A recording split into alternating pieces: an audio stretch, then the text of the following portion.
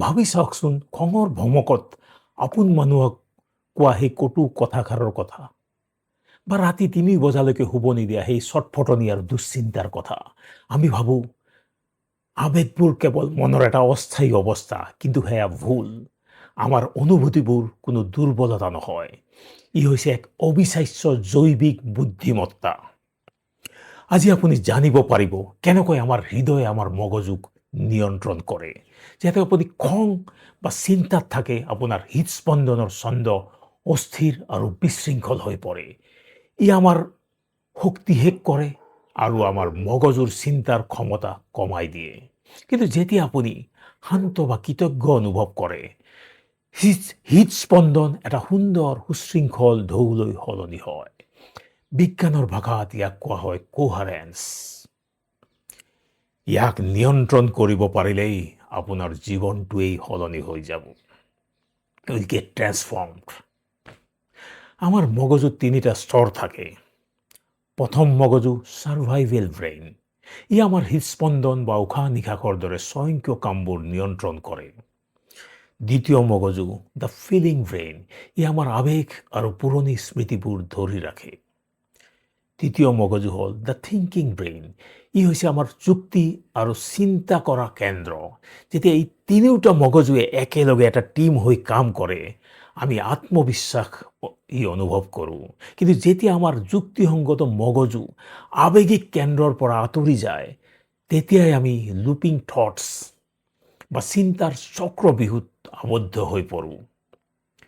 ব্যৰ্থ হোৱাৰ ভয় বা পুৰণি ভুলবোৰ বাৰে বাৰে মনলৈ আহি আমাক আমনি কৰে। প্ৰকৃত পৰিপক্কতা হৈছে আমাৰ যুক্তি আৰু আৱেগক একেলগে কাম কৰিবলৈ শিকোৱাটো। আমি কিয় হঠাতে খং কৰোঁ বা অকাৰণতে ভয় খাওঁ? আমাৰ আৱেগিক মগজুত এমিগডেলা নামৰ এটা মেমৰি বেংক থাকে। ই অতীতৰ সকলো কষ্টকৰ স্মৃতি ৰেকৰ্ড কৰি ৰাখে। যেনে সৰুতে কুকুৰে কামোৰা মানুহ এজন ডাঙৰ হ'লেও শান্ত কুকুৰ এটা দেখিলে ভয় খায়। কাৰণ এমিগডেলাই চিন্তা কৰাৰ আগতেই এটা দ্ৰুত বৰ্তনী ফাষ্ট ট্ৰেক চাৰ্কিট ব্যৱহাৰ কৰি ভয়ৰ সতৰ্কবাণীটো বজাই দিয়ে। আমাৰ স্নায়ুতন্ত্ৰখন দুটা পেডেলৰ দৰে কাম কৰে। গেছ পেডেল চিম্পেথেটিক, যিয়ে হৃদস্পন্দন বঢ়ায়, আৰু ব্ৰেক পেডেল পেৰাচিম্পেথেটিক, যিয়ে শৰীৰক শান্ত কৰে।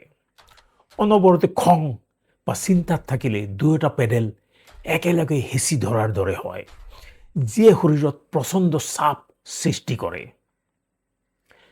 কিন্তু আচৰিত কথাটো হ'ল, মগজুৱে হৃদয়লৈ যিমান বেছি সংকেত পঠিয়ায়, তাতকৈ বহুত বেছি সংকেত আমাৰ হৃদয়েহে মগজুলৈ পঠিয়ায়। খং বা চাপত থাকিলে হৃদয়ে বিশৃংখল সংকেত পঠিয়ায়, যিয়ে মগজুৰ চিন্তা কৰাৰ ক্ষমতা জেম কৰি দিয়ে। কিন্তু ধনাত্মক অনুভূতিয়ে মগজুৰ কৰ্মক্ষমতা আৰু স্মৃতিশক্তি নিমিষতে বঢ়াই তোলে। আপুনি কেতিয়াবা কোনোবা কোঠাত সোমায়ে এক থমথমীয়া পৰিৱেশ বা কোনোবা শান্ত মানুহৰ কাষত বহি ভাল অনুভৱ কৰিছে নেকি?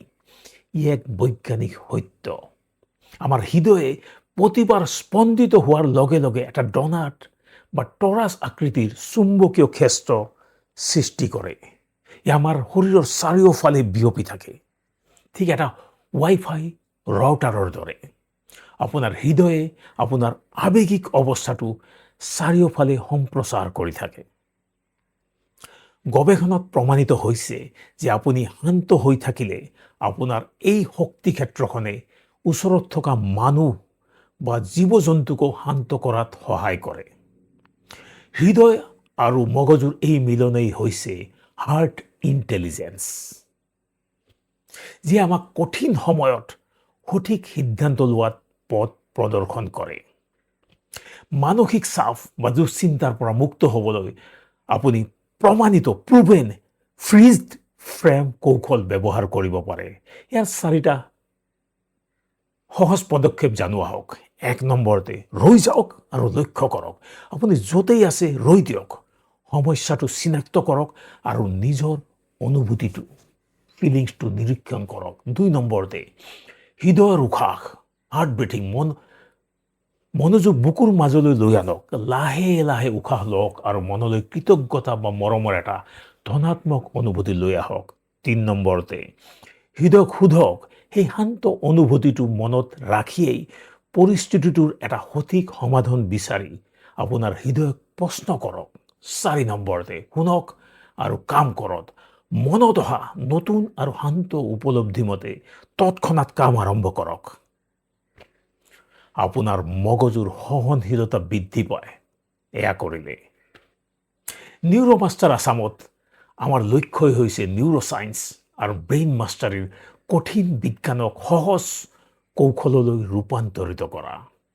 দুশ্চিন্তাৰ পৰা মুক্ত হৈ নিজৰ মগজুৰ অসীম সম্ভাৱনাক জাগ্ৰত কৰিবলৈ এতিয়াই নিউৰো মাষ্টাৰ আছামক ছাবস্ক্ৰাইব কৰক আৰু আজিৰ পৰাই আপোনাৰ জীৱনটো নতুনকৈ গঢ়িবলৈ আৰম্ভ কৰক। জয় আই অসম।